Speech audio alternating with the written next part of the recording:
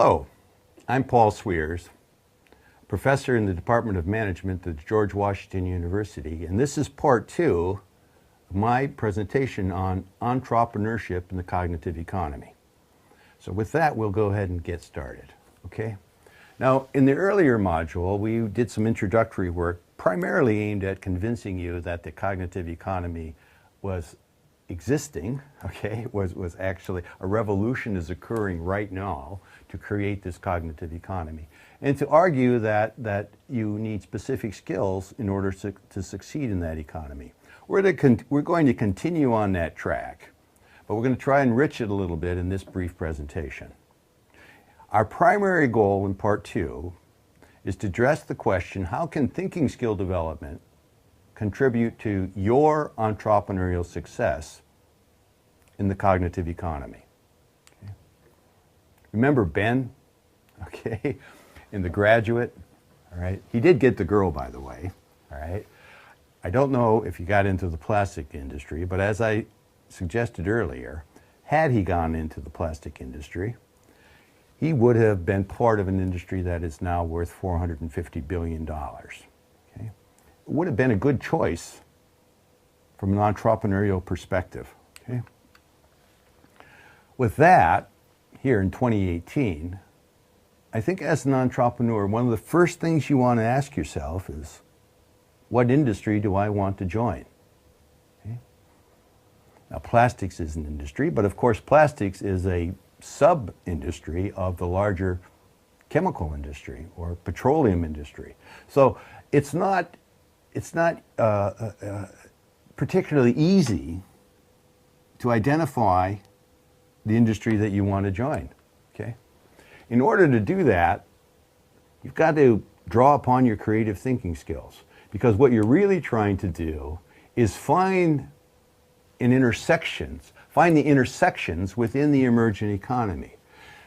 The industries do not exist as simple, unique units with very tight boundaries. They're connected to other industries, to other business sectors. And in a time of revolution, these sectors are merging and clashing with one another. That's where the opportunity exists, at those intersections where that new economy is emerging, okay?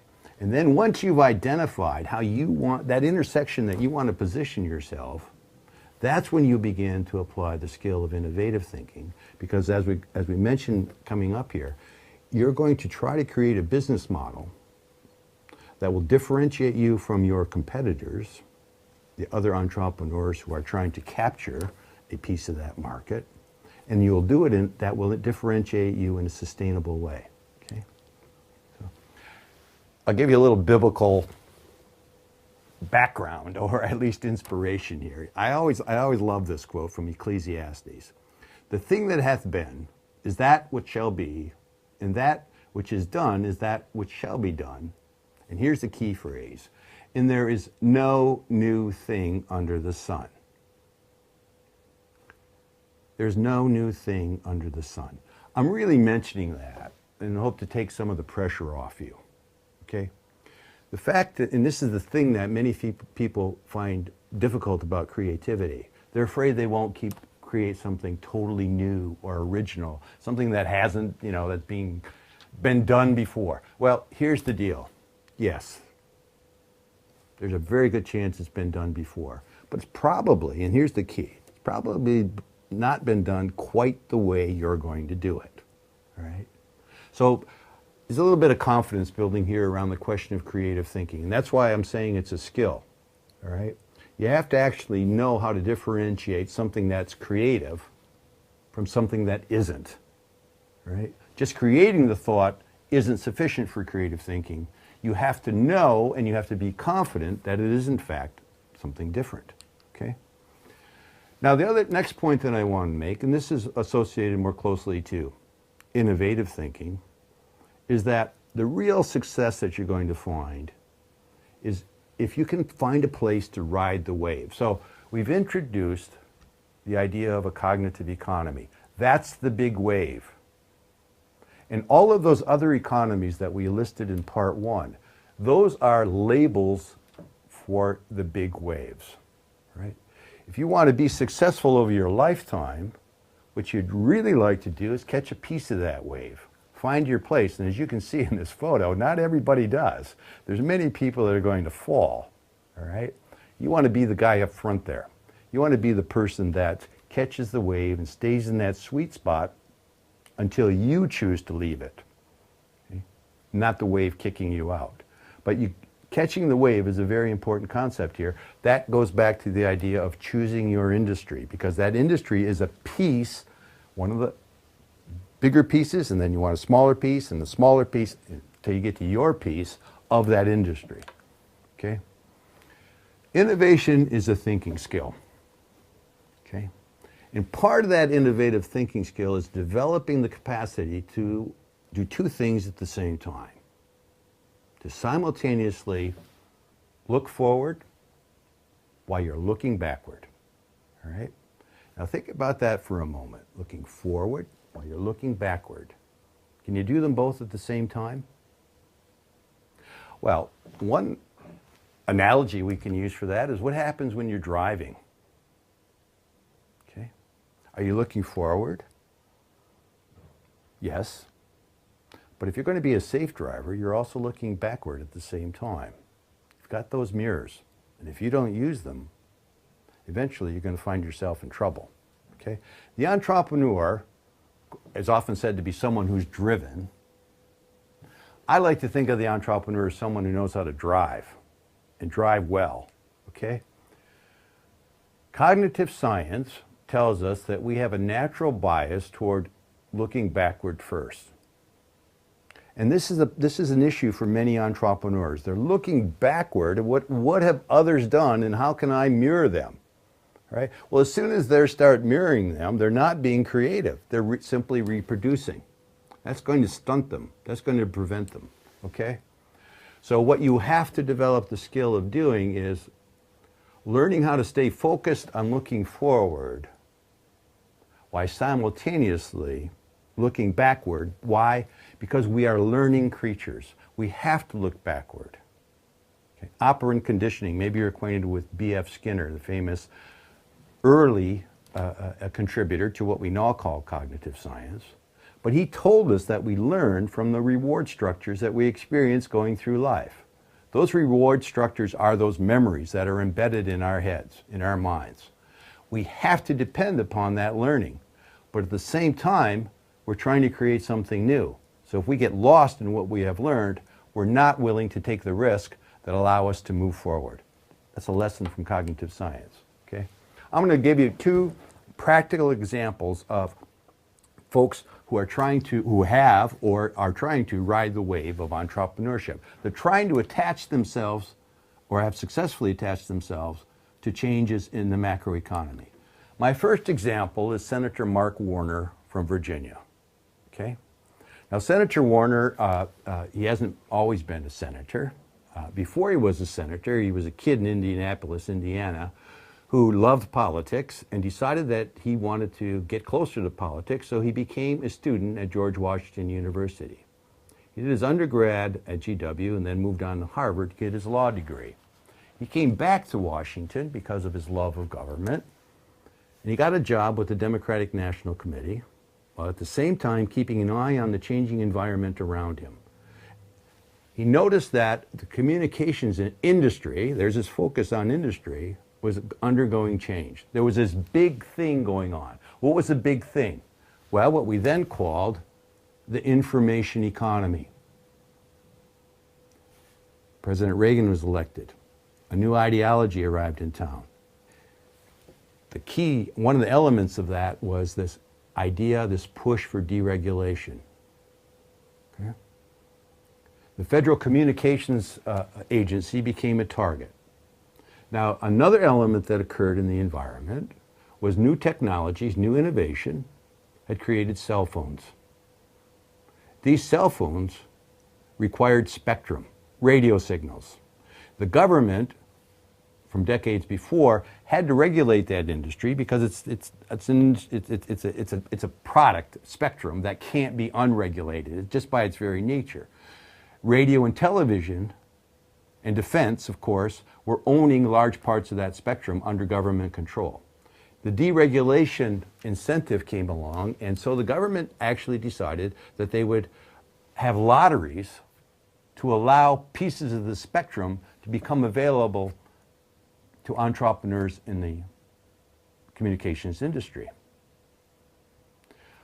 Warner's insight, what his superior thinking skills allowed him to do, was to realize that the way this thing was set up, there were lots of people who were going to, in this lottery, who were going to get spectrum, but had no idea what to do with it. They were going to have to sell it. They were going to have to move it off to somebody. So his real innovation was organizing the market to sell and trade spectrum. He was an aggressive entrepreneur for a decade. When he started, he was earning about $18,000 a year. When he left, he was worth $150 million. And there was a new industry that was created. So that's an example of someone who rode the wave of change in the information economy. Now, I just recently submitted, just last week as a matter, I submitted a case study from another GW graduate. Sarab was a graduate from our program in information systems, and he's actually a serial entrepreneur, and I got connected to him, I got excited about what he was doing. I asked him if I could write a case study about his industry, about his firm, and it's called Franchise. The industry he's focusing on at this stage is professional sports. And as I suggested earlier, he's operating in the cognitive economy. Now, you know, this idea of the cognitive economy is a tough one, and you know, I don't want to argue as to whether or not, you know, the niceties of that issue. But his primary goal, his creative thinking, is that he says fans want more voice in the game, right? So now he's creating a league, fan-controlled football, the Fan-Controlled Football League, the FCFL, right? Effectively, and the case study is ask whether or not he's actually going to be successful in disrupting professional football. But his primary goal is to invent a new model of professional sport, a model where fans will have a much greater voice in the decision-making about the game. Basically, what he wants to do is he wants to take those arguments that occur, you know, in the sports bar or in somebody's living room or wherever, or on talk radio. He wants to take those arguments and actually empower the fans to make choices about the teams that they love. We'll see if it works, but I think it's an exceptional example of how some of the new opportunities that are occurring in the cognitive economy. He's thinking strategically. Right? And earlier on, I mentioned that you have to think forward by keeping your eye backward. Well, that's usually been labeled as strategy. Okay? There's two traditional ways of thinking about strategy. If you look at these from the university level, intentional strategy, Michael Porter's work, for those of you who have studied this, that produces a business plan, a way of looking forward. His competitor, theoretical competitor, Henry Mintzberg, who's a favorite of mine, as you'll soon realize, has argued that Porter is wrong. Intentional strategy is too backward-looking. Emergent strategy is about taking recurrent risk by continually experimenting. In your presentations in this program, you probably have heard about the idea of design thinking. I know you have, actually, and how you have to prototype and design thinking. Well, the emergent strategy is very much in line with that. It's the idea that what you do is that you don't build a business plan, but rather you create a business model. And the distinguishing characteristic of that model is its adaptability. You put it out like you would a prototype, you test it, like a beta test it in the market, and then you continue to develop it in response to what you are learning. Okay? That's strategic thinking. That continuous response is also strategic thinking. So I argue that there are specialized thinking skills required for success in the cognitive economy. I'm going to, two elements of my work address the question, Where are they needed? Where do you have to apply these thinking skills? And actually, can we put some labels on those essential skills? So the first thing I'll offer to you is where are you going to put them? All right. So what I have here is what I've created. It's called the 4-square model of competitiveness. All right. And it's really an historical model, and it's asking how have businesses differentiated themselves across time, across all those different economic revolutions that we've talked about in the few hundred years that capitalism has existed. How have businesses differentiated themselves in a very macro sense, okay? And so what I've identified is that in historical time frame, there's 4 phases and 4 categories of decisions. So early firms in capitalism tended to differentiate themselves by creating high quality or innovative decisions about how to do the operations, how to make steel faster, okay? How to make logistics work more successfully, okay? The next thing that they began to differentiate themselves on is by expertise in finance, okay? How to finance the purchases of their products, like installment loans in the automobile industry. The next phase, first by advertising and then by the late 40s and 50s, by the creation of marketing, they began to differentiate themselves more cognitively, particularly in the area of creating brands and brands identity. And then in the more modern economy, they're beginning to differentiate themselves by making better quality human resource decisions, and that is by putting together human resource talent that differentiates them from their competitors. So the main point I'm trying to make with this slide is that no matter what industry you enter, no matter what the nature of your firm, whatever it's going to do in the future, you have to make decisions as an entrepreneur, and you have to develop creative and innovative answers to questions that arise. How are you going to conduct the operations of your firm? How are you going to put the financial questions together? How are you going to deal with marketing?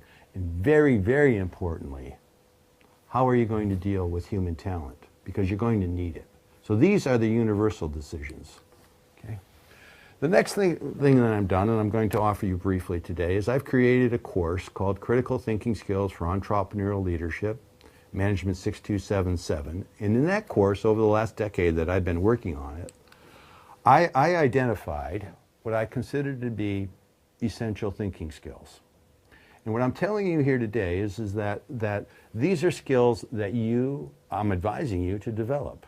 Okay? In the course, I introduced the idea of the cognitive economy, but I really try to get the students to kind of become aware of neuroscience, cognitive science, and the brain and thinking and how it actually operates. So we do a background. We're trying to prepare you to kind of keep your eye on the innovations that are occurring, the science that's occurring, in how we understand the brain and thinking.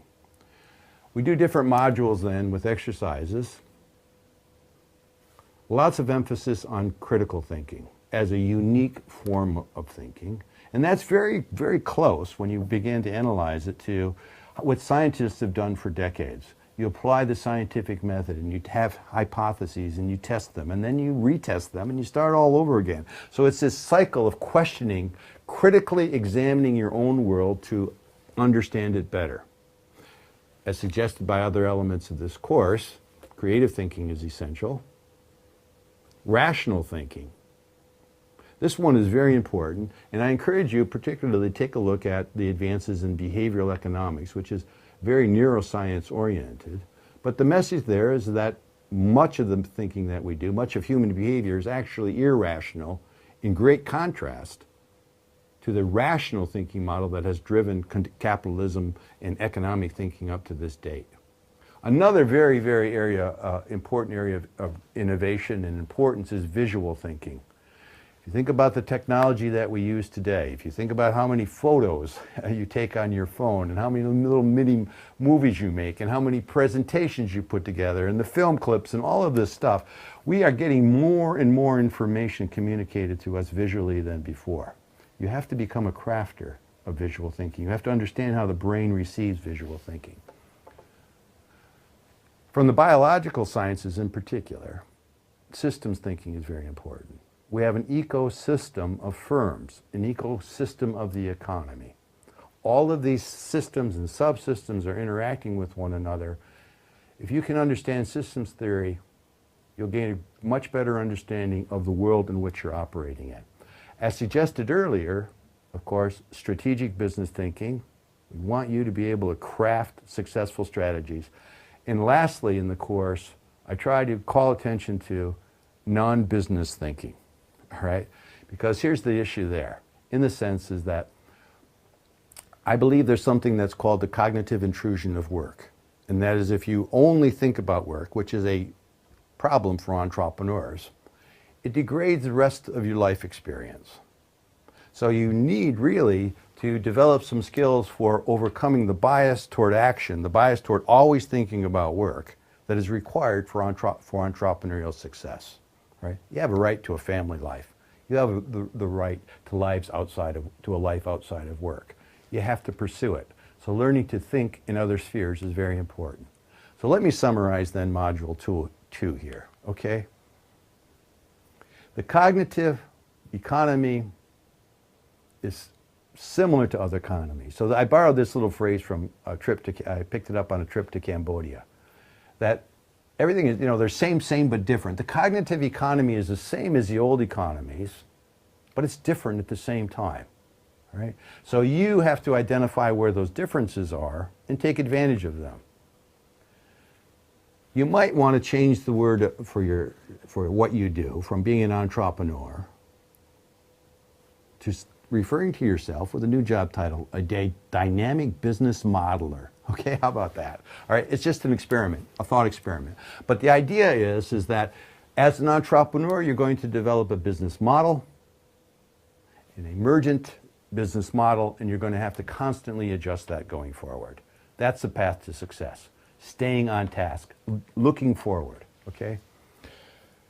Don't get caught up in this idea that you'll never have enough knowledge, all right? Our educational system has been designed with a bias toward knowledge, right? So you go to school and you just study and you collect knowledge, and then you graduate and then you do. And most of those jobs are doing is applying the knowledge that you had. So if you think about this for a while, you'll find that it's very kind of stagnant. It's not entrepreneurial, all right? When you start thinking and questioning, when you start applying those critical thinking skills, those innovative thinking skills, those creative thinking skills, that's when you can have success as an entrepreneur. So you have to develop those thinking skills. That 4-square model I gave you, which identifies the key areas of decision making, combined with the thinking skills that you're going to develop, I think if you put them together, you're going to have entrepreneurial success. So I wish you well, and I thank you for taking the time to allow me to share this presentation with you. So long.